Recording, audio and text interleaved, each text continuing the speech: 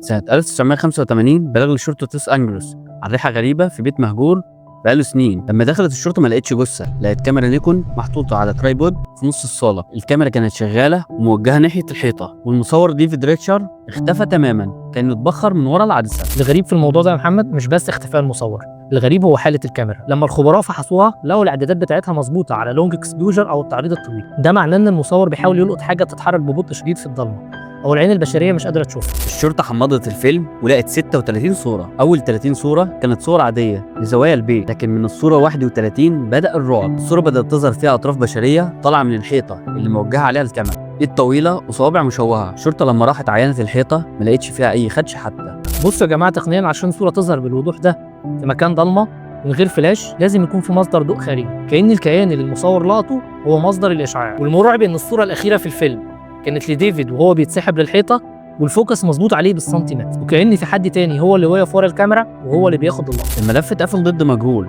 وديفيد مرجعش، والبيت اتهد بعد شهور. بس المهندسين اللي هدوا البيت لو كاميرا قديمة جوه الخرسانة بتاعة الحيطة اللي كان ديفيد بيصورها. كاميرا موديلها أقدم من اختراع البيت نفسه ب20 سنة. تفتكروا مين اللي كان بيصور مين؟ المعدات المفقودة ساعات بترجع، بس مش دايما بترجع لوحدها، ساعات بيبقى معاها ذكرى للي حصل لاصحابها. استنونا الخميس الجاي في أسرار الغرفة المظلمة. لسه الصور كانت بتطلع مرعبة أكتر زمان. الضوء بيكشف الحقيقة، بس الضلمة بتخبي أصحابها.